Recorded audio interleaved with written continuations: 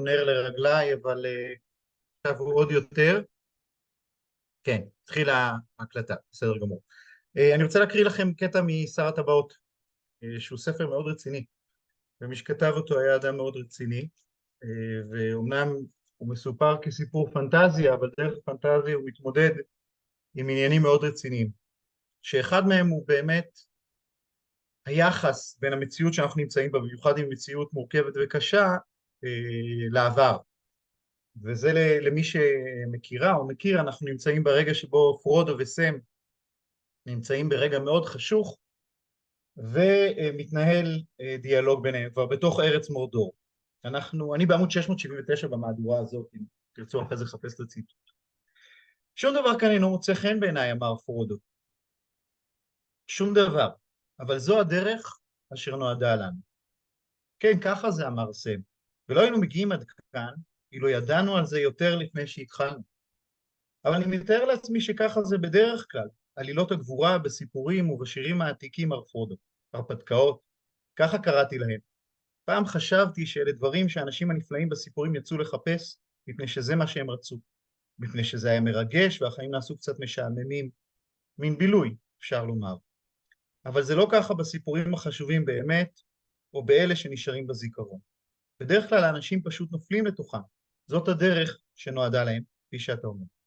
אבל אני מתאר לעצמי שהיו להם המון הזדמנויות כמו לנו לחזור בחזרה, רק שהם לא ניצלו אותן. ואילו היו מנצלים אותן, לא היינו שומעים עליהם, מפני שהיו שוכחים אותן. אנחנו שומעים רק על אלה שפשוט המשיכו הלאה, ולא כולם הגיעו לסוף טוב, שים לב. לפחות לא מה שהיה נחשב סוף טוב בעיני אלה שבתוך הסיפור, לא אלה שבחוץ. אתה יודע לחזור הביתה, למצוא שהכל בסדר גמור. אני חושב שזה הסיפור בסוף, הוא שם לב שהם בעצם חלק מאיזשהו סיפור עתיק מהמיתולוגיה שלהם, ואז הוא פתאום אומר, סיפורים גדולים אף פעם לא נגמרים? לא, כי סיפורים לעולם הם נגמרים, אמר פרודו. אבל האנשים שבתוכם באים והולכים כשיסתיים תפקידם. גם תפקידנו יסתיים בסופו של דבר, ואולי הסוף הזה קרוב. ואז נוכל לנוח קצת ולישון קצת, אמר סם. אז זה קטע נפלא, שנכתב על ידי אדם שלחם במלחמת העולם הראשונה וחווה אחר כך את מלחמת העולם השנייה באנגליה, ואני חושב שגם אנחנו נמצאים בתוך איזשהו סיפור, והסיפור הזה הוא לא התחיל היום, והוא לא ייגמר היום כנראה, אבל הברירה שלנו, בדיוק כמו שהם אומרים, הברירה שלנו היא לבחור אם להיות חלק מהסיפור הזה או לא להיות חלק מהסיפור הזה, והיום יש לנו דרכים לא להיות חלק מהסיפור, גם מי שנמצא בארץ, כן, לא רק לעזור. ולכן אני רוצה לחזור לנקודה אחת מעניינת מאוד בהיסטוריה היהודית, שאני חושב שא' היא שווה לימוד בפני עצמה, ודבר שני היא יכולה לתת לנו חומרים למחשבה. אני אנסה לא להיות מיידי בשום צורה, אבל את ההשלכות תעשו אתם. אני משתף מסך, בואו נראה אם זה עובד. נכון, אתם רואים את המסך שלי? אוקיי, כן. יופי. בר כוכבא, דמות מוכרת וידועה, בעיקר כאיזשהו סוג של פולקלור, כמו שהשיר הכי מפורסם, שאולי הוא כרטיס הכניסה, ואולי לפעמים המידע היחיד שיש לילדים מבית ספר על בר כוכבא. מניח שאתם מכירים, מי שהיה בישראל, בר כוכבא שמו, איש צעיר, גבה קומה, הנה זוהר לו, הוא היה גיבור, הוא קרא לי דרור, כל העם אהב אותו, זה היה גיבור.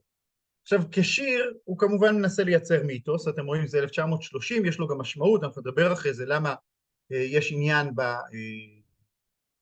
בסיפור הזה של בר כוכבא, פתאום, וזה עניין חדש, אבל יש כמה דברים שכדאי לדעת כבר מההתחלה. קודם כל לא קוראים לו בר כוכבא, קוראים לו בר כוסבא, או בר כוזיבא.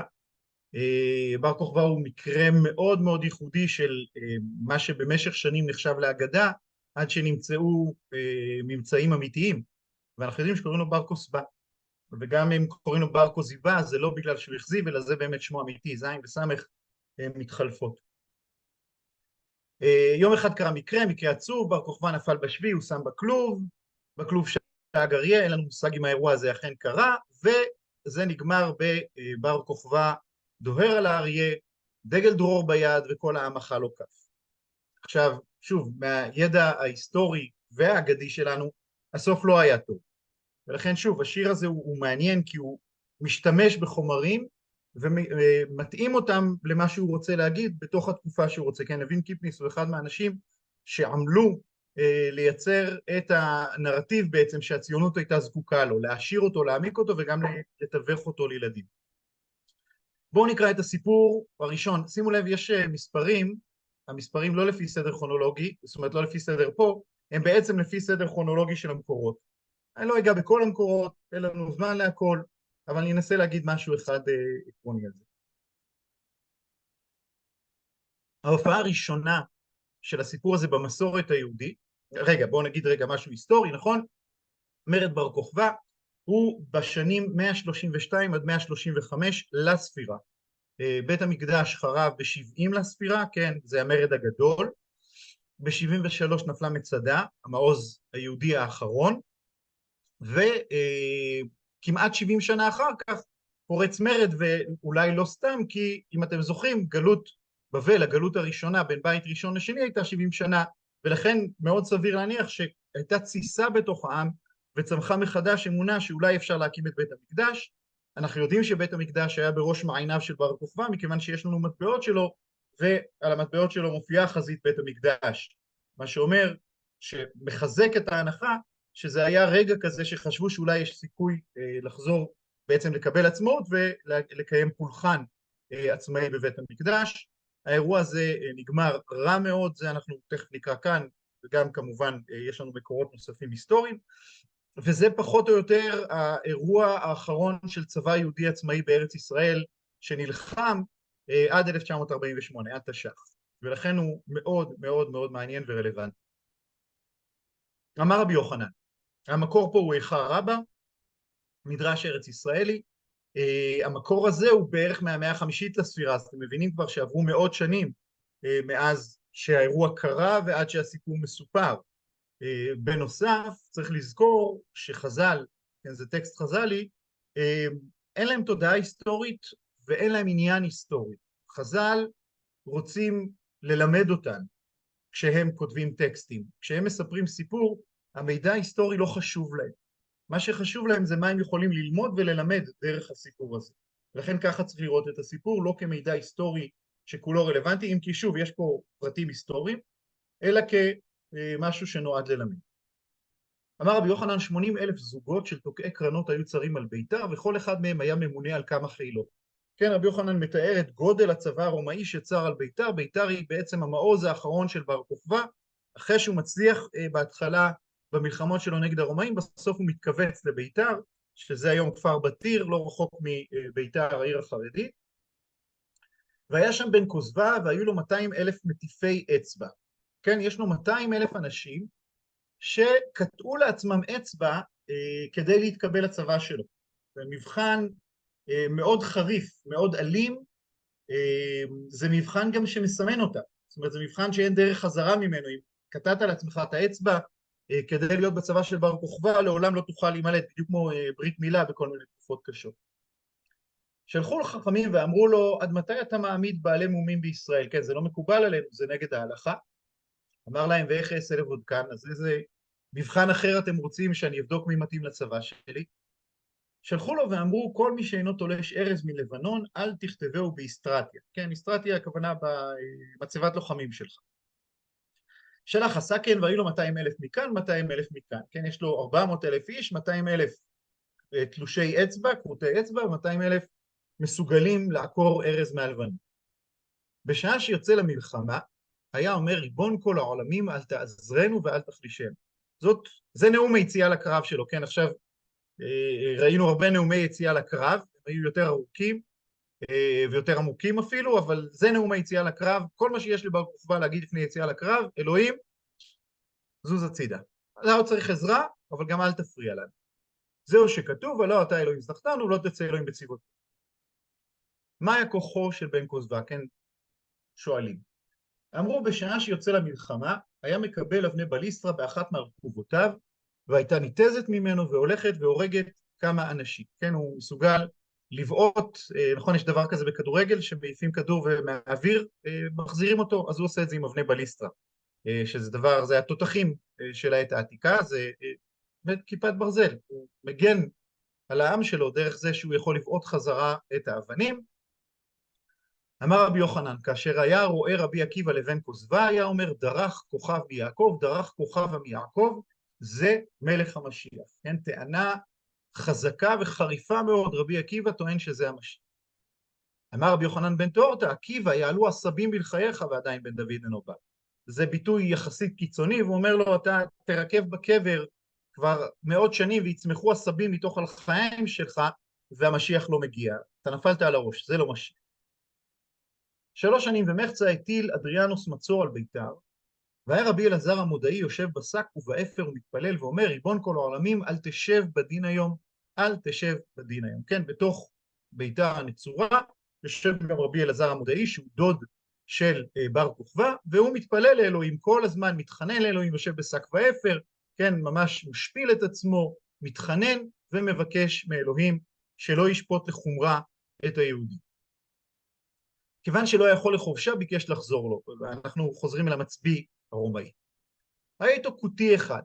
אמר לו, ערך רוחך היום הזה, ואני גורם לכך שתכבוש אותו.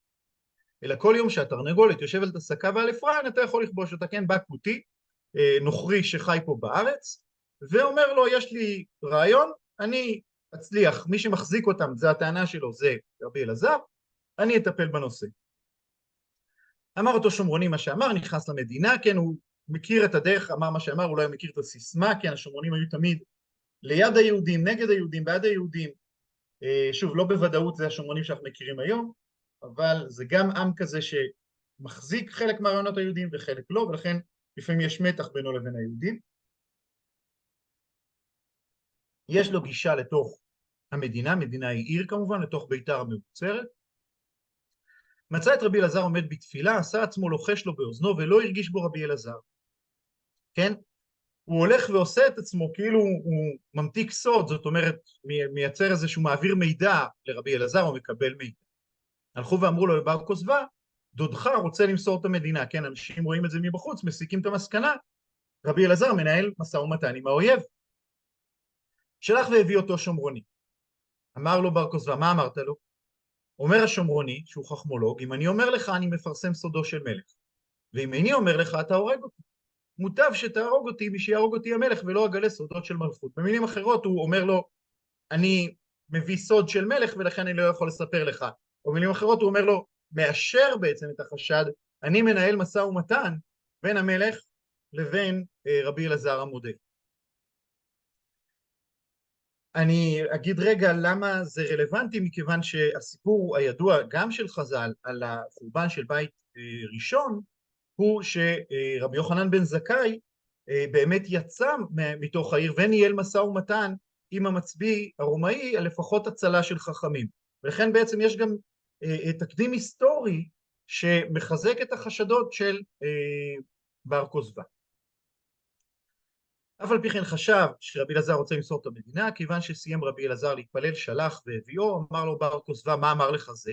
אמר לו, לא ראיתי אדם זה, כן, רבי אלעזר לא היה מודע אפילו לנוכחות של האדם הזה.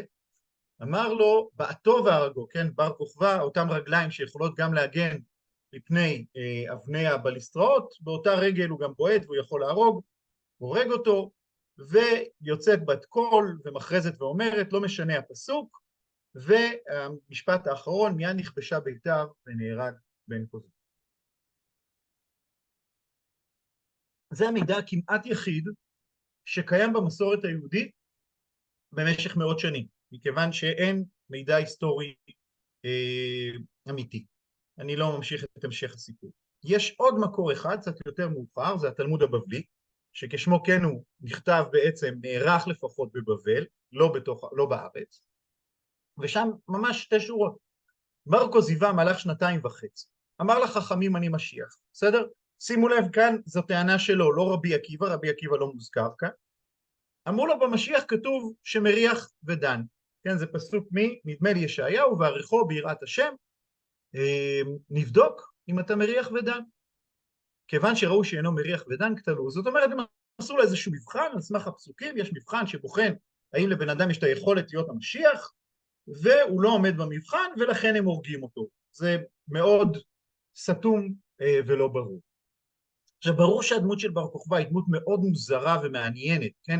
זה מנהיג צבאי, ששנים לא שמענו סיפורים על מנהיגים צבאיים, אם אני לא טועה, מאז המכבים, החשמונאים, אנחנו לא שומעים תיאורים, גם בחורבן בית ראשון יש לנו קצת, אבל אין לנו הרבה תיאורים כאלה של מצביעים, ודבר שני מאוד רציני, זה שהוא חילוני, במובן כמעט של היום, כן, לא במובנים של אז, אבל הבן אדם אומר לאלוהים, אל תעזור ואל תפריע, זאת אומרת, הוא רוצה להסתמך לחלוטין על היכולות שלו, הוא בוחן בחינה שהיא נגד ההלכה, כן, 200,000 איש כורתים את האצבע, זה אומר שהם עוברים על ההלכה.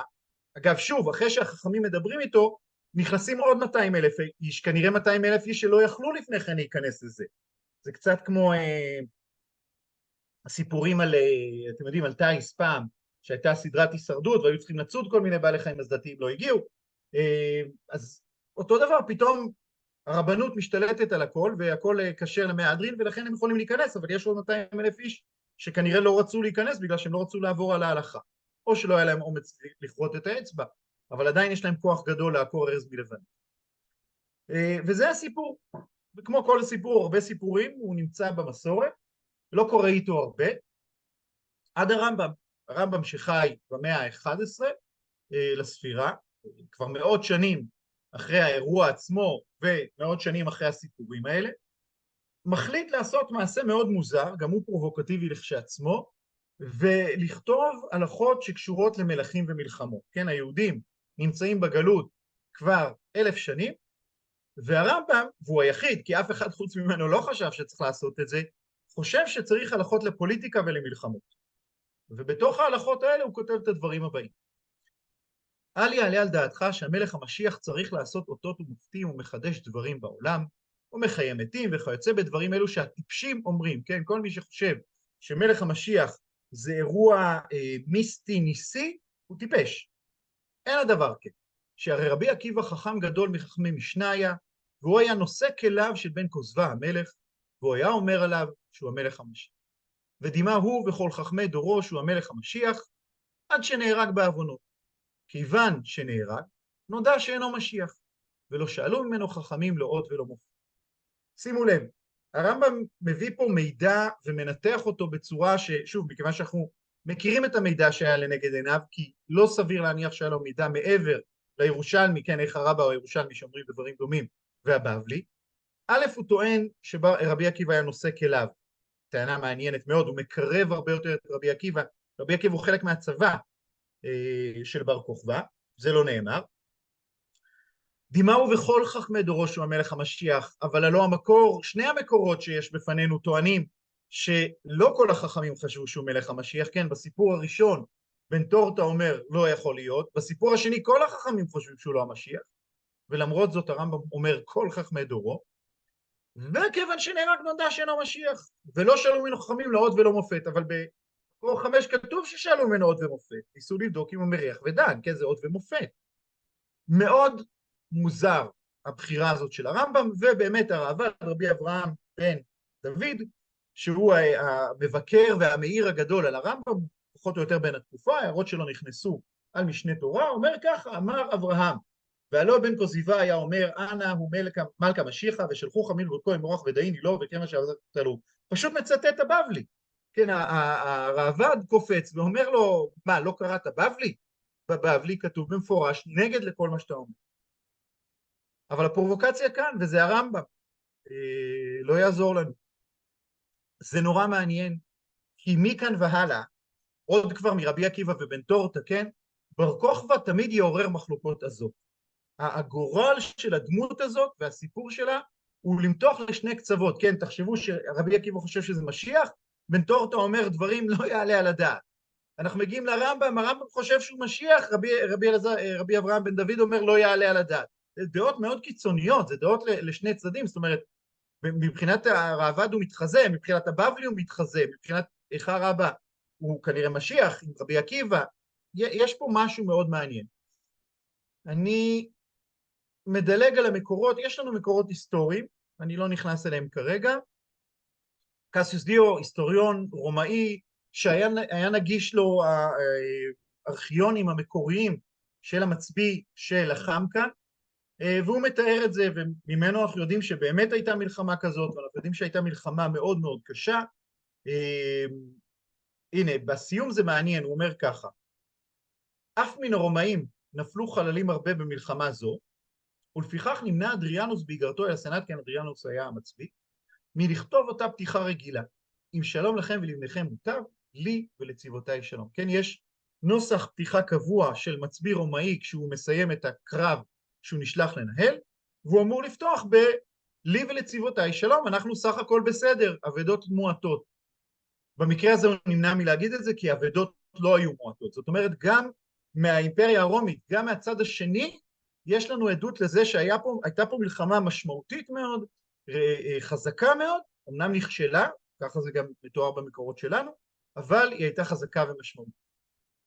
ממצא ארכיאולוגי, הערתי, אני מזכיר, פה כתוב שנה ב', יש פה שין ב', פה אני לא זוכר מה כתוב, אולי חירות, כאן כתוב לחירות ירושלם, כן, זה הדברים הידועים עם ארבעת המינים. וזהו, בר כוכבא, מאז הרמב"ם והרעב"ד כמעט ואין אזכור שלו במסורת, והוא נשאר בצד. ואז בעצם מגיעות שנות קום המדינה, ויגאל ידין, מי שבפועל הרמטכ"ל הראשון במלחמת העצמאות, וגם ארכיאולוג, מגיעות לידו איגרות. הוא אחרי זה יוצא וחופר וחושף עוד איגרות אותנטיות ממשיות של בר כוכבא. זה אירוע מדהים, זה אירוע בקנה מידה מדהים. כשחושפים את האיגרות הוא עומד, אני חושב שהנשיא זה אשכול, בן צבי, לא זוכר, ואומר לו, אדוני הנשיא, אני מתכבד להגיש לך את איגרותיו של הנשיא היהודי האחרון, עד לתקופה שלנו. האיגרות הן נורא מעניינות, הן כתובות בכמה שפות, יש בעברית, יש בארמית ויש ביוונית, ברור שאלה סופרים שהוא מכתיב להם, זה לא כתב ידו שלו, אבל בואו תראו איך נראית איגרת אחת. אני אקרא בארמית כי היא נורא יפה, בצד שמאל יש לכם תרגום. שמעון בר כוסבא, הנשיא על ישראל, כך הוא מציג את עצמו, הנשיא על ישראל. ליונתן ולמסבלה סלם, כן, יונתן ומסבלה, שני אנשים, שלום לכם, וכאן הוא נותן הוראות מסוימות, והוא אומר להם תשמרו עליי, זה כנראה צידה שהוא צריך, והוא מבטיח להם, תראו, ואם לא כן תעבדון דמלכון פורענותא תתעבד, כן, הוא גם מאיים, אם אתם לא תעשו בדיוק כמו שאמרתי לכם, אני אטפל בכם היטב, וכל גבר תקועי ישכחך לבטרון ביתי דיענון שריין בגבון יקדון ומלכון עבד בפורענותא. והוא מסיים, לא יודע למה, יש לו סכסוך עם התקועים, אני לא יודע אם יהודים או לא יהודים גרים בתקוע באותה תקופה, אתם צריכים לחסל כל תקועי שאתם מכירים ולשרוף לו את הבית, ואם לא, אני אעשה מכם פורענות. האיש אלים, ויש פה עדות וחיזוק להדים שאנחנו שומעים בסיפורים, האיש הוא איש קשוח. מצד שני, יש איגרת מאוד יפה, זאת איגרת ארבעת המינים שלו, זה סוכות האחרון שלהם, סוכות של 135, והוא שולח איגרת מעניינת, שמעון, כן, משמעון, ליהודה בר מנשה, לקריית ערוויה, אולי אל ערוב של היום, לא רחוק סך הכל מביתר. שלחתי לך שני חמורים, שתשלח עמם שני אנשים, אצל יונתן, אצל מסבלה, ישלחו למחנה אצלך לולבים ואתרוגים. זאת אומרת, כנראה לכיוון עין גדי, ששם צומחים תמרים, תביא לולבים ואתרוגים. אתה שלח אחרים מאצלך, יביאו לך הדסים והערבות שנמצאים פה באזור ההר והמים, ותקן אותם ושלח אותם למחנה שלי, משום שהצבא גדול הוא שלום. זאת אומרת, המצביא בכבודו ובעצמו, הנשיא על ישראל, טורח לדאוג לארבעת המינים לחיילים שלו, ושוב, ארבעת המינים גם מופיעים על המטבע שלו, הסמליות מאוד גדולה, ואנחנו רואים כמה זה חשוב עבורו, עד כדי כך שהוא בעצמו מכתיב מכתב שמנסה לדאוג להספקה של ארבעת המינים למחנה.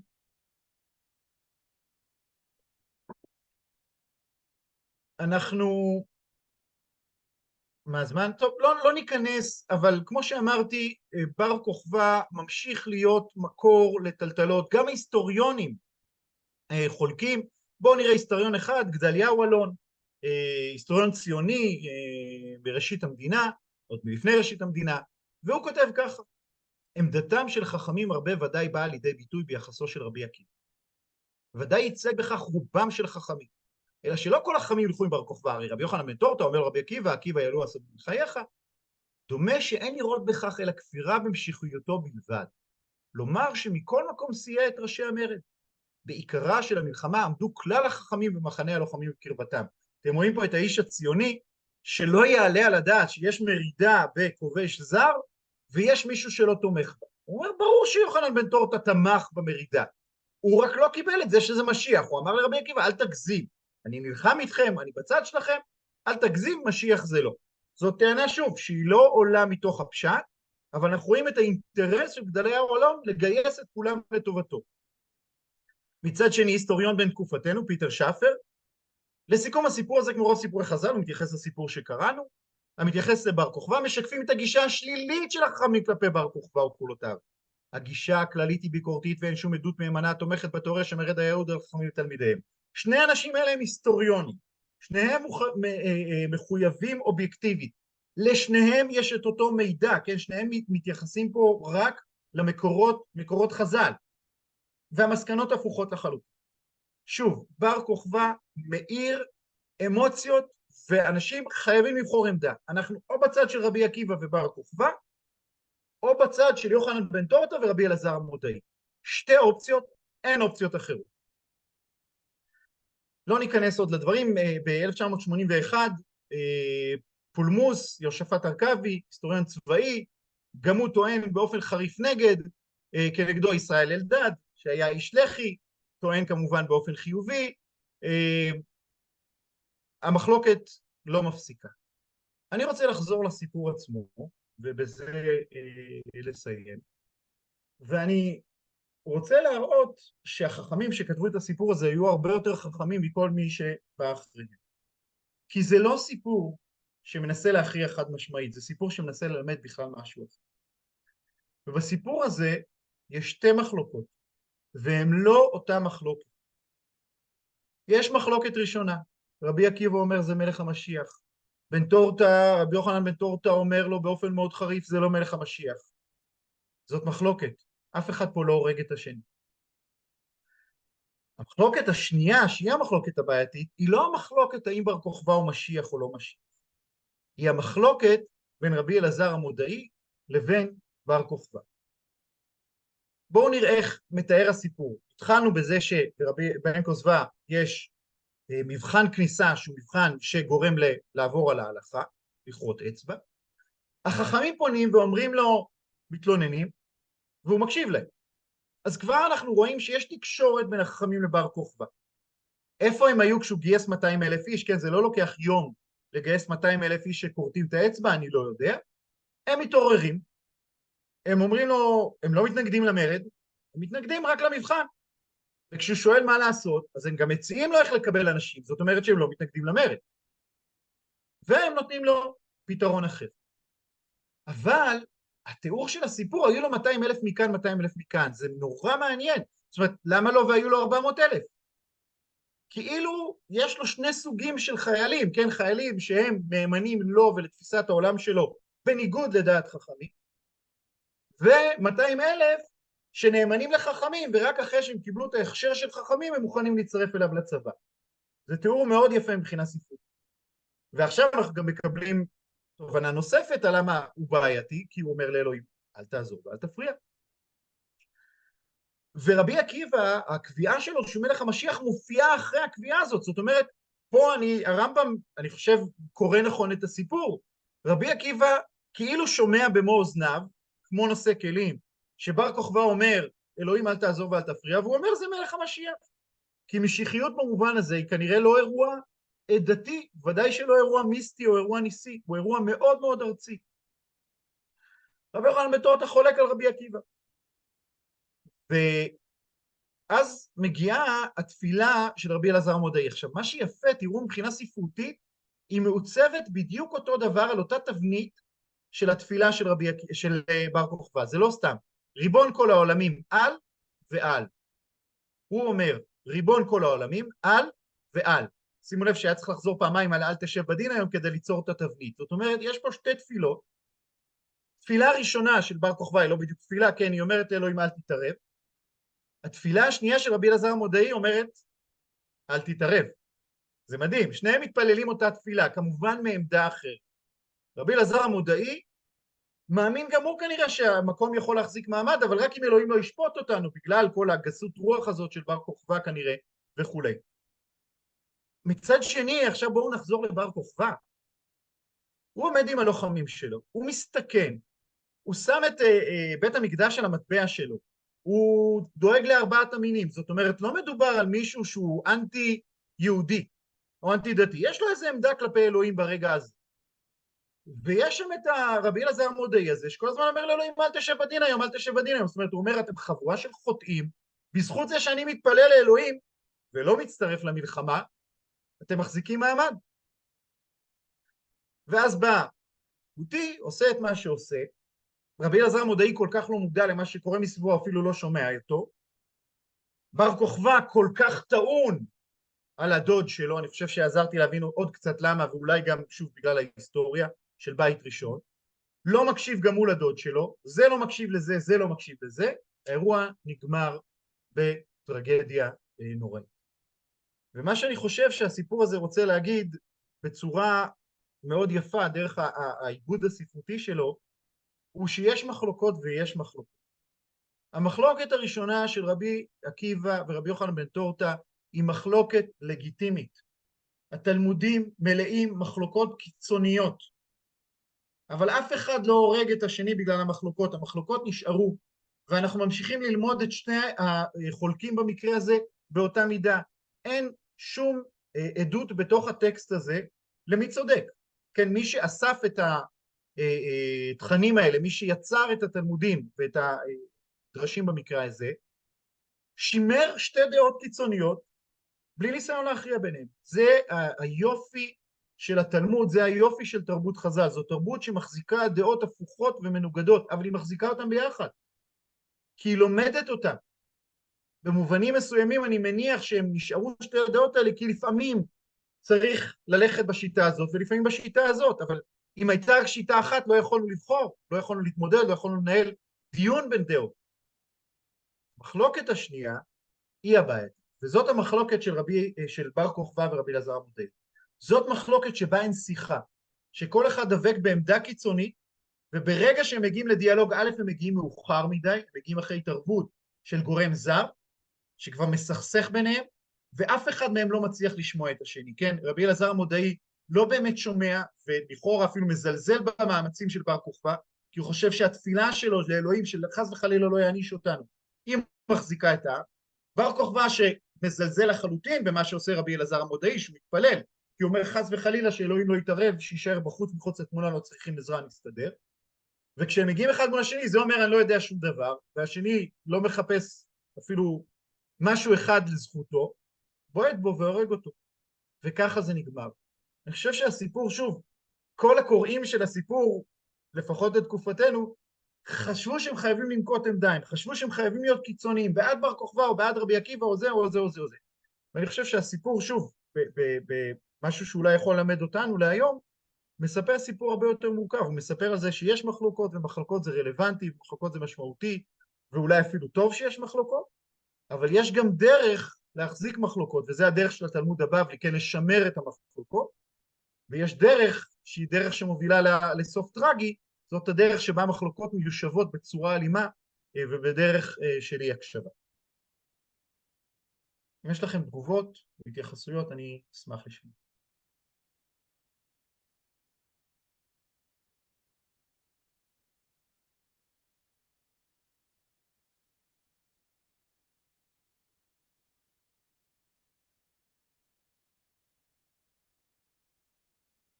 אתם בסדר? כמה שאפשר להיות בסדר. טוב, תודה לכם על ההזדמנות הזאת. מקווה שכל אחד ואחד מאיתנו יצליח לעשות טוב, לשמור על עצמו ועל היקרים לו בתקופה הזאת. ובעזרת השם נתראה בתקופות טובות יותר. להתראות. תודה רבה. תודה רבה. היא המדרשייה. תודה על הסיסמה.